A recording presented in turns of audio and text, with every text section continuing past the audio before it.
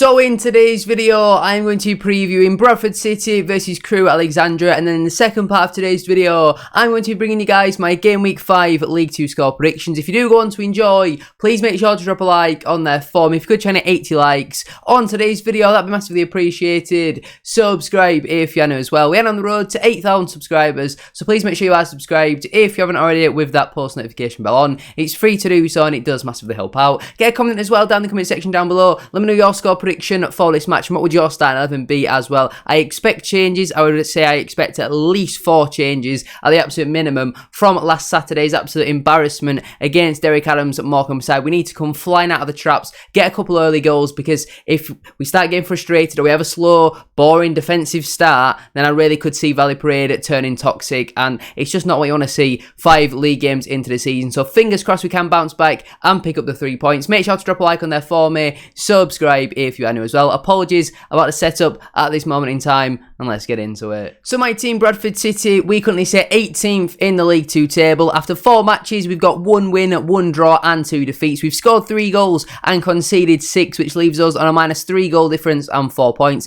Our last couple of matches then have been a loss, a draw, a win and a loss. Them last couple of matches then been a 3-0 defeat away at Morecambe, a 1-1 draw away at Stockport, a 2-1 win at home to Colchester, a 1-1 draw away at Accrington Stanley, winning 4-1 on penalties in the first round of the Carabao Cup, and a 1-0 defeat away at Crawley Town on the opening day. That then compared it to Crewe Alexandra. They currently sit 11th in the Sky Bet League 2 table. After 4 games, they've got 1 win, 3 draws and no defeats. They've scored 10 goals, which is the joint second most in the whole league. Conceded 8 though, which leaves them on a positive 2 goal difference and 6 points. Their last couple of matches then have been a draw, a win, a draw and a draw. Them last couple of matches then been a 2-2 draw at home, to Walsall FC, a 4-2 win at home to Newport County, a 2-2 draw away at Swindon, a 1-1 draw away at Sunderland, winning 5-3 on penalties in the first round of the Carabao Cup, and on the opening day they had a 2-2 draw at home to Mansfield Town. So they love a 2-2. Their only league match which hasn't ended in a 2-2 draw has been a 4-2 win, so they're clearly a very good side. There's lots of goals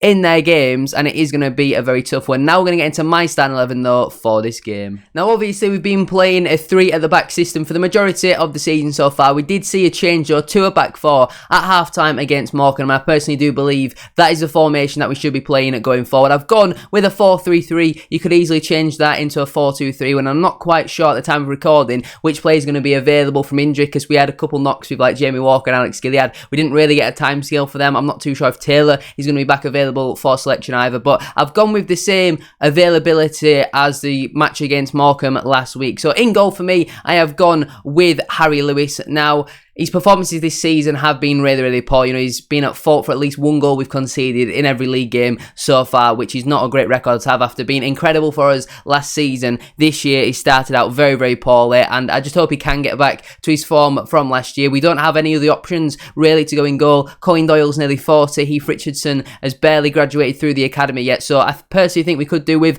another goalkeeping option just to push Harry Lewis that little bit more, but he's still our best goalkeeper. Despite his bad form, he's still our best goalkeeper on the books at this moment in time. Into the back 4 then, at right back I've gone with Brad Halliday. I think a back 4 suits him more, and even if we are going to play the back 3, Halliday has to come in. Oyegoke cannot play anymore. He's simply not good enough. Oyegoke is not good at anything. He's like a right-sided Liam Rideout. They're just as clumsy as each other. Halliday was consistent last season. When he's played this year, I think he's looked decent as well. So for me personally, Brad Halliday has to be in this side. Into the 2 centre-backs then, first I've gone with Matty Platt. I think he's been one of our most consistent performers so far this season. I don't think he's had a bad game, to be honest with you. Even on Saturday, I don't think any of the goals were really his fault. He's a very solid defender, is Matty Platt, and I think obviously his partner will be Sam Stubbs. Now in the back 3 this season, I think he's really struggled. His form has declined massively. Last season he was absolutely brilliant in the second half of the campaign, but this year so far he has looked a shadow of his former self, which is a shame to see. So hopefully he can get back to the performances we know we can have from Sam Stubbs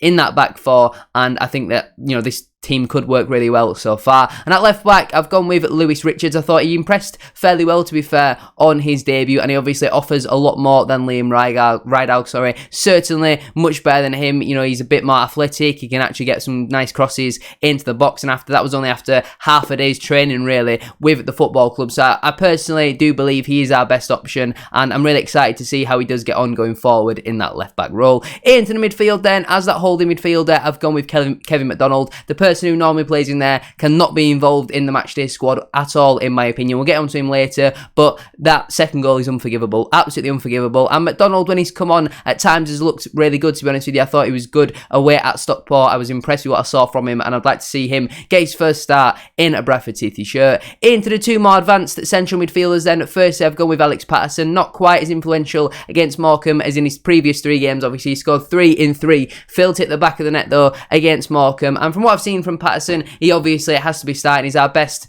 number 8, number 10 midfielder that we've got at the club at this moment in time. Scores goals, provides a goal threat, and he never really stopped running again against Morecambe. That's something I am a very big fan of from Patterson. Even when the team's not playing well, he still gives it 110%. He's a bit of a leader on the pitch as well. I've seen it a few times where he's absolutely nailing some of the players who are making mistakes. So I'm a big fan of Alex Patterson, and he has to start for me. And I'd partner him with Bobby Poynton. You look at our other midfield options and you just think Osadibe's not good enough. Gilead potentially injured. Walker potentially injured, and also hasn't really performed so far this season. I think Poynton deserves a chance, in my opinion. Whenever he's played, he's looked good, you know, had a bright spark off the bench, you know, impacted it very well, provided energy, legs, some nice creativity in there as well. So for me personally, I think he does deserve the start. Now, I don't really know what Poynton's best position is, because I don't think he really suits being a winger at this moment in time. So I've gone with him to be in a central midfield partnership with Alex Patterson. And I think if you have McDonald behind them, it's a nice balanced midfield, that,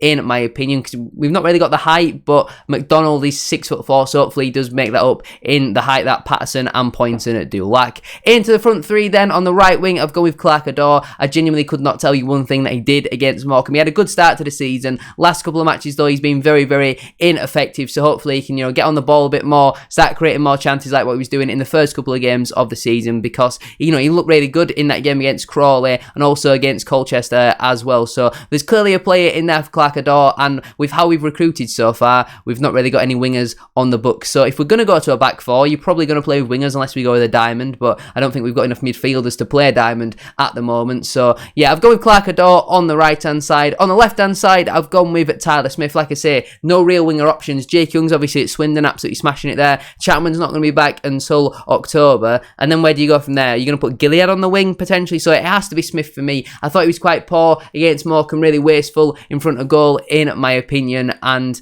he's our only real option to play there. You know, he's shown in previous games that he does have a little bit about him, and I'd like to see a bit more from Tyler Smith. So to get him into this team, in this formation, I'm going to have to put him on the left-hand side, which is where he actually played in the second half against Morecambe. And up front, I've obviously gone with Andy Cook. Just a real lack of options again going forward. We need some serious bodies in through the door. I don't care how many injuries we've got. I don't care if we're stockpiling players. It's no good having these players if they're all going to be injury prone, or like in some cases just simply not good enough. Like, you're not going to drop Andy Cook with how poor his form's been for someone like a Matt Derbyshire or a Dylan Yumby, with obviously Oliver being out injured at the moment, and Tyler Smith can't lead the line on his own. You know, Cook for me, again, pretty ineffective against Morecambe, but what chances did he have against Morecambe? Yes, he's finishing in front of goal, hasn't been great this season, but his all-round play, I don't think, has been too bad. So not only is there a real lack of options, he's still our best option in my opinion, so I'd stick him through the middle. On the bench then for me, that I'd leave Colin Doyle, Luke Hendry, Kieran Kelly, Liam Rideout, Emmanuel Sadibe, Dylan Yumby and Matt Derbyshire. The unavailable players who I personally believe are unavailable are Ash Taylor, Alex Gilead, Jamie Walker, Harry Chapman and Verden Oliver, which means the players missing out through selection would be Heath Richardson, Daniel Ugoke, Harvey Rowe, Timmy Odesina and the man who wears number 6 on his back. Now let's get into my Game Week 5 League 2 score predictions. Before we do get into them though, please make sure to drop a like on there for me and subscribe to the channel if you are new. Get your score predictions in as well down in the comment section down below. Starting out then with AFC Wimbledon versus Forest Green Rovers, I'm going to go with a 3-1 home win for Wimbledon. Barrow AFC versus Wrexham AFC, I'm going to go with a 2-1 home win for the Bluebirds. Bradford City versus Crewe Alexandra, a game which on paper would look like it's going to have a lot of goals in it. I'm going with a stalemate, a 0-0 draw in my opinion. Gillingham FC versus Colchester United, I think Gillingham are finally not going to win 1-0. I'm going to go with them to absolutely batter call you 4-1 in my opinion. Harrogate Town versus Morecambe FC, I'm going to go with a 2-1 away win for Derek Adams' side. MK Dons versus Doncaster Rovers, I'm going to go with a 3-1 home win for MK. Mansfield Town versus Stockport County, I'm going to go with a 2-1 home win for the Stags. Newport County versus Sutton United, I think finishes in a 1-1 draw. Notts County versus Tranmere Rovers, I think finishes in a 3-1 home win for County. Salford City versus Accrington Stanley, I think finishes in a 2-1 home win for Salford. Swindon Town versus Forest Green Rovers. Swindon Town versus Crawley Town, I'm going to go with a 2-2 draw. And finally, Walsall FC versus Grimsby Town, I'm going to go with a 2-0 away win for the Mariners. I'm going to leave it there though for today's video. If you have enjoyed, please make sure to drop a like on there for me. If you could try to 80 likes. As I said at the start of today's video, that'd be massively appreciated. Subscribe if you're new as well. We're on the road to 8,000 subscribers, so please make sure you are subscribed if you haven't already with that post notification bell on. It's free to do so and it does massively help out. Get a comment as well down in the comment section down below. Let me know your score prediction for this match and what would your starting 11 be as well. Don't forget to go check out my championship table predictions. That was uploaded about 1 o'clock this morning, so make sure to go check that out if you haven't already. Thank you all very much for the support. Have a great rest of your day and I'll see you all tomorrow for the Combine 11. Peace.